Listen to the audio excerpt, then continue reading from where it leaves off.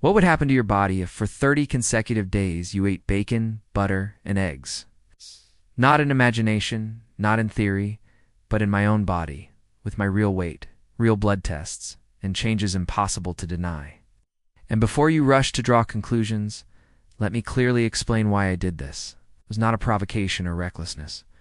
I needed to repair the damage I had caused myself after another experiment. 10 days eating the standard American-style, fast food, ultra-processed foods. Only 10 days, but enough for my body to react intensely. I started at 87.6 kilograms, already a little above ideal after the holidays. And after just 10 days, the number shot up to over 92 kilograms. The question was, how to reverse it.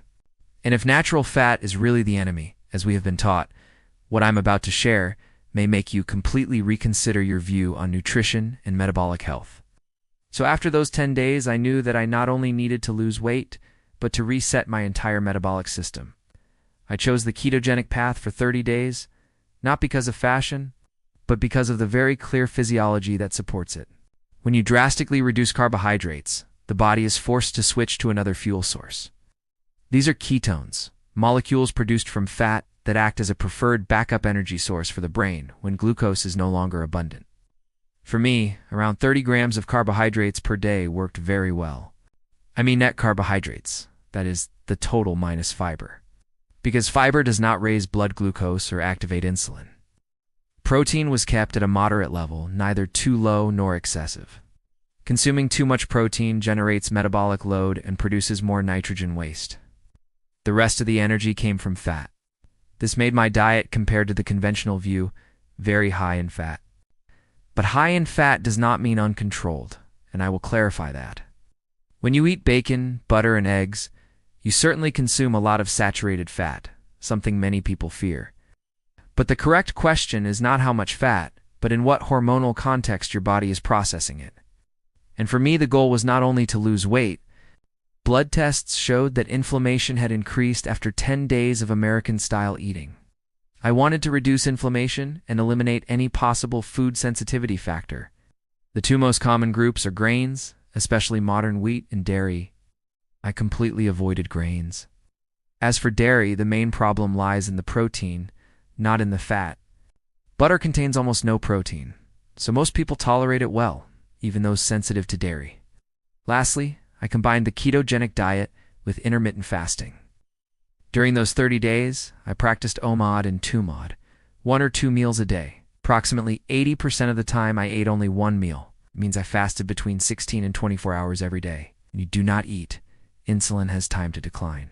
Only then does the body truly burn fat instead of constantly processing new incoming energy. But for me, losing weight was never a big enough goal. Weight is only the surface. What I really wanted to know was what was happening inside the body at the metabolic level, at the inflammatory level. Most importantly, whether I was silently entering the path of degenerative diseases, because you can look thinner on the scale, but inside be in disorder, and only blood tests tell the truth. I monitor insulin quite frequently, because it is the hormone that directs the entire metabolism. The ideal optimal range is at low levels between 2 and 5. Before the 10-day experiment, I was at 4.8, near the limit but still safe. Afterward, it rose to 5.7. I say this with complete frankness because it was the first time in my life that I went outside the optimal range. Only 10 days? And when we look at the results after 30 days eating mainly bacon, butter, and eggs, you will see how clear the difference was. Another important marker of metabolic dysfunction is triglycerides. They're the fat that circulates in the blood. When cells are healthy and flexible, fat enters them to be used. But when there is insulin resistance, fat cannot enter and becomes trapped in the blood. The optimal range is between 50 and 90. I started at 45. Excellent, even after the holidays. But after only 10 days of standard American eating, the value rose to 101. This is no longer a physiological variation. It is a sign that the system is overloaded. In parallel with triglycerides is VLDL. These are the lipoprotein particles that transport triglycerides throughout the body. These two markers almost always go hand in hand. I started at 8 and ended at 17 in just 10 days. Once again, the first time I left the safe zone, When both triglycerides and VLDL increase together, it is a very clear warning. It shows that the liver and lipid metabolism are having trouble. To assess insulin resistance more deeply, I looked at HOME, AR. It is an intelligent index because it not only analyzes blood glucose, it measures how much insulin the body must produce to keep that glucose within normal limits. You can have normal glucose, but if insulin must rise to maintain it, the system has already begun to fail. The healthy range is 0.5 to 1.5, ideally around 1. I went from 1.0 to 1.3 in just 10 days. HOME usually changes slowly, so such a rapid shift is really notable. Next is the liver, the central organ of all metabolism. Look at a stand, an enzyme that acts inside cells. Normally, this enzyme appears in the blood only in very small amounts due to the natural process of cellular renewal. The safe range is between 12 and 25.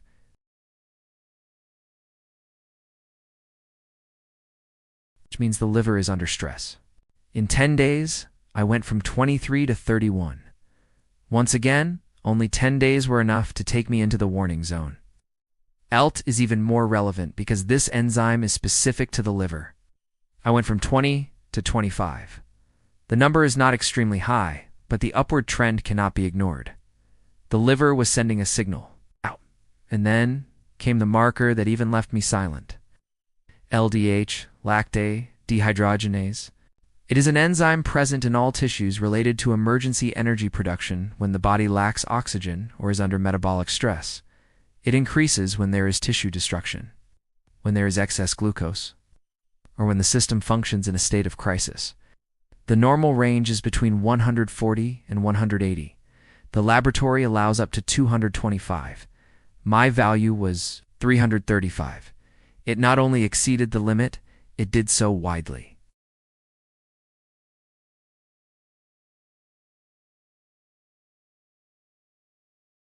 This was no longer a matter of weight or appearance. It was a story of inflammation, tissue damage, and risk of future disease.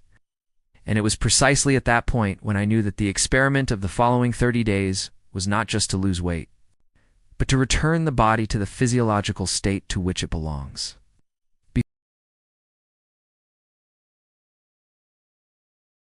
I ate 100 eggs, ate 100 tablespoons of butter. On both occasions, I was completely calm, not because I was reckless, but because I understand very well how the human body works, what fuel is appropriate, what the safe limits of metabolism are. But 10 days eating fast food were different. For the first time in my personal journey, I truly felt concern, not a vague concern.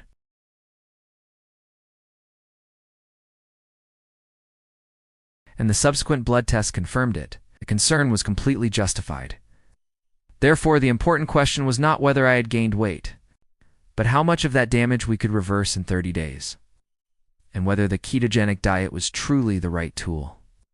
Many people, when they hear the word keto, immediately think of bacon, butter, and eggs. Yes, they are good foods. And yes, I ate quite a lot of them.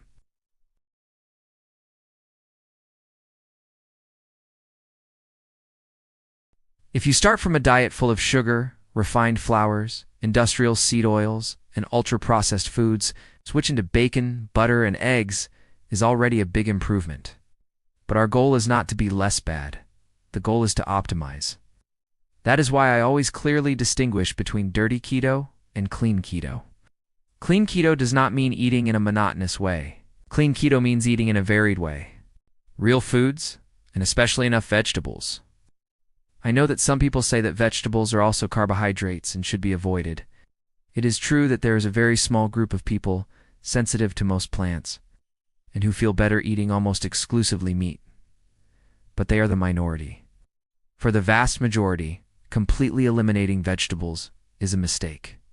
Non-starchy vegetables, especially leafy greens, do not stimulate insulin. It is practically impossible to eat enough leafy greens to alter blood glucose. I say practically because if you eat several kilos of broccoli in one meal, of course, the body will have to process that amount of sugar. But in practice, that almost never happens. During those 30 days, I ate many salads. The salad was not a side dish, but the base. I added protein to the salad. It could be steak, ground meat, fish, or chicken. The only dressing I used was cold-pressed extra virgin olive oil and vinegar, salt and pepper to taste. Sometimes I added a few pieces of bacon to intensify the flavor. I like to add pumpkin seeds to provide crunchy texture. Normally I love goat cheese because it adds an excellent touch. But during these 30 days, I completely eliminated dairy to avoid any possible inflammatory factor. I also ate many egg omelets.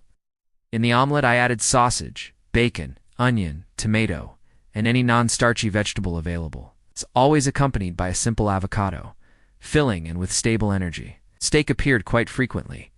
I accompanied it with steamed or roasted broccoli or cauliflower. I ate Brussels sprouts and asparagus. And something important is not to fear sauces. A béarnaise sauce made with egg yolk and butter with a little spice can transform a steak into a delicious and completely keto-compatible meal. I also ate taboul, but in an adjusted version. Traditionally, it contains wheat. But I removed that part and replaced it with chopped pecans. The result was a very fresh side dish, rich in healthy fats. And that does not cause an increase in insulin. Chicken wings were also a food I consumed quite a lot. I baked them or prepared them in an air fryer, well seasoned, and then mixed them with wing sauce and butter. I accompanied them with guacamole, lots of guacamole, mashed avocado with onion, lemon, cilantro, and spices. Sometimes I prepared it myself. Sometimes I simply cut an avocado and put it on the plate. And it was precisely this way of eating, not just bacon, butter, and eggs, that made the real difference in the following 30 days. Let me clarify something very important, because this is where many people misunderstand the concept and then complicate things more than necessary. Keto does not mean eating as much fat as possible. Keto means consuming very few carbohydrates, few enough to force the body to switch to another fuel source, and that source is fat. When carbohydrates drop to low levels, insulin decreases, and the body has no option but to relearn how to burn fat. Then protein is consumed in moderate amounts, not in excess. Too much protein does not make you healthier. It only adds metabolic load. And finally, you eat fat until you feel satisfied, not until you feel heavy. More does not mean better. The goal of fat and keto is not to saturate yourself with energy, but to turn off hunger, eliminate cravings, stop being obsessed with food, and be able to maintain this way of eating naturally. When you enter a state of ketosis and the body begins to produce ketones, that means it is using fat as its primary fuel. And here is a very direct truth. The body does not care where that fat comes from. It can come from your plate, or if you do not eat and insulin is low, it can come from your own body. And of course, the long-term goal for most of us is the second option. If you put too much fat on your plate, the body will have no reason to use stored fat. Why work harder if energy is already available? This is the key point that many people overlook when they say keto does not work. Now let us talk a little about ketones. Most people, even with a conventional diet, have a small amount of ketones. In the morning, upon waking, you may see a level around 0.1, but when you eat high in carbohydrates during the day, there are practically no significant ketones. Nutritional ketosis is usually considered to begin around 0.5 or higher. On the first day, I was at 0.1. That is completely normal, especially after a period of fast food, sugar, and seed oils. The body needs time to remember how to burn fat. On the second day, I rose to 0.4, close but not quite there. And by the third day, I reached approximately 0.7. At that point, the body truly shifted gears. If you are already coming from a low-carbohydrate diet, this process is usually faster. For most people who practice keto or intermittent fasting, ketone levels usually fluctuate between 0.5 and 3.0, and that is completely safe, even if they are higher during prolonged fasts. That is not a problem either, as long as you understand your own markers. Ketones, glucose, and insulin must always be interpreted together. When you understand them, you will know how to stay in the safe zone and never accidentally enter a dangerous one. I want you to understand a crucial point very clearly, because this is where fear begins, and where many people lose a great opportunity for their health. There is no absolutely good ketone number, and another absolutely bad one. 7.9 is not automatically safe, while 8.1 is automatically dangerous. What matters is not the isolated number, but the physiological context of your body. There is a condition called ketoacidosis, and it almost only occurs in people with type 1 diabetes or undiagnosed type 1 diabetes. In that situation, the body has virtually no insulin. Ketones rise significantly, but blood glucose is also elevated. This combination makes the blood acidic and is a potentially life-threatening situation. But for you, like most people watching this video, you are not in that scenario. When you drastically reduce carbohydrates, insulin drops, and ketones rise, your glucose does not increase. It decreases. They are two completely different states, both in physiology and in safety level. By the fourth day, my body had truly found its rhythm. Ketones increased in a steady and sustained way. I reached approximately 2.2. Then they fluctuated slightly, rising to 2.4, sometimes dropping to 1.5, occasionally reaching a maximum near 3.3. During most of the 30 days, I was in the range between 2 and 3. It is a very stable, very comfortable zone, and completely compatible with nutritional ketosis. We need to talk about the topic that makes many people hesitate when low-carbohydrate eating is mentioned. Saturated fat and red meat. I know that feeling very well. Even when you have already started, there is always a small voice in your mind whispering that maybe you are doing something dangerous. Much of this fear comes from observational studies, where people are asked how much red meat they consume, and then their outcomes are followed. But there is a major problem here. Many of the people in those studies already had insulin resistance or diabetes beforehand, and when your insulin is high, you have difficulty handling anything you eat, not just red meat. When studies control the diet, they often reduce carbohydrates from around 60% to 40% of total energy, and call that a low-carbohydrate diet. But that is not ketogenic. A true ketogenic diet is below 5%. You cannot make a small cut and expect the body to change how it functions. You must reduce clearly and decisively, and when you do, insulin begins to drop. When insulin is low, the body handles fat in a completely different way. In that context, red meat stops being a problem. The same applies to saturated fat. Bacon, eggs, or any other food can become a problem, consumed in a context of high insulin and insulin resistance. When insulin is elevated, everything worsens. Sugar is twice as harmful. Processed seed oils are twice as harmful.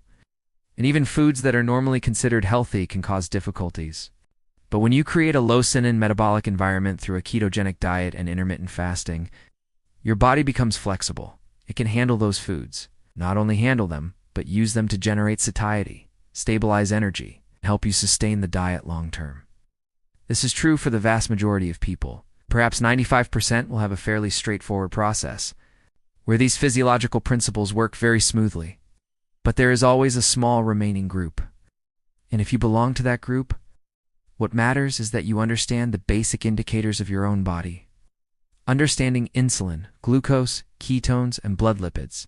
When you understand them, you can become a detective of your own body. Adjust, observe, and move in the right direction. And that is when science becomes a tool of empowerment, not something to fear. Now let us look directly at the numbers, after 30 days eating mainly bacon, butter, and eggs. No emotions, no blind faith, just data. And data do not lie. After 10 days eating American-style fast food, my weight increased from 193 to 203, only 10 days. The body felt heavier, energy lower. Metabolic markers began to drift. But after 30 days with a high-fat, very low-carbohydrate diet, my weight dropped to 189. I still want to lose a few more pounds and improve my physical condition, since during this phase, I did not train much. But the difference is very clear. The important thing is this. This is not a number you should follow. It is not a body mass index or a universal standard. It is simply the weight range where I have been for most of my life. Between 185 and 190, where I feel my body functions best. When I go above 200, I clearly feel that something is not right, both physically and mentally. Now let us talk quickly about cholesterol, because it is the topic that generates the most misunderstanding. In traditional medicine, it is often said that the lower, the better, and that any value above 200 is considered high. But according to what I have learned, researched, and observed in clinical practice, the optimal range for most adults is usually between 180 and 280. In children, it is different. And there are also differences between men and women. Outside that range, there can still be completely normal zones. You can be above 280 and still be healthy. If insulin is low, triglycerides are low, and inflammation markers are controlled. On the contrary, if cholesterol drops too low, that can indeed be concerning. All-cause mortality is actually higher in the group with cholesterol that is too low than in the group with slightly higher values. However, there are people who were previously at 205 without a clear cardiovascular risk, who were given medication and lowered to 120. The numbers may look nice on paper, but the body was not consulted. That is something that generates deep reflection in me as a physician, in my case. According to conventional standards, my cholesterol could be considered slightly high, but according to my personal standard and the complete metabolic picture, I am exactly in the center of the optimal range. During these experiments, my cholesterol hardly changed significantly, from approximately 225 to 222, and then to 220. This stability reflects my genetic structure and the metabolic flexibility of my body. But what is truly important lies in the other markers. My insulin increased from 4.8 to 5.7 after 10 days eating fast food, surpassing for the first time my optimal range. After 30 days with high fat and very few carbohydrates, insulin returned to the range of 3 to 4, exactly where I want it to be. Triglycerides were the clearest evidence. They rose from 45 to 101 after only 10 days of fast food. After 30 days with high fat intake, they dropped to 60. VLDL, which transports triglycerides, went from 8 to 17 and then back to 10. This may sound contradictory, eating more fat and having blood fat decrease. But the truth is that most of the fat in the blood does not come from the fat you eat, but from elevated insulin. In response to excess glucose, when there are too many carbohydrates, the body is forced to convert them into fat. Ma told the same story. It increased from 1 to 1.3 after 10 days, then returned to 0.8 after 30 days. A very typical level for me. Liver enzymes also recovered. AST returned from the warning zone to the safe zone. ALT, the liver-specific enzyme, dropped to 16, right in the center of the optimal range. And LDH, the value that worried me the most, something I had never seen so high before, also returned to the green zone. 30 days without medication, without complex interventions, just changing the way the body receives its fuel. That is the power of understanding metabolism. Instead of looking at a single isolated number, the most important thing I want you to take from this video is not the number on the scale, but a deeply revealing truth. The human body adapts with surprising speed. In just 10 days, you can push it into a state of evident damage, but that same body has an extraordinary capacity to recover. If you give it the proper opportunity, I needed more than 10 days to reverse what I had caused in those 10 days. And that is completely logical. The body does not blame you. It simply responds to what you give it. But remember, the experiment of eating fast food for 10 consecutive days was something extreme, and I do not recommend that you try it at home.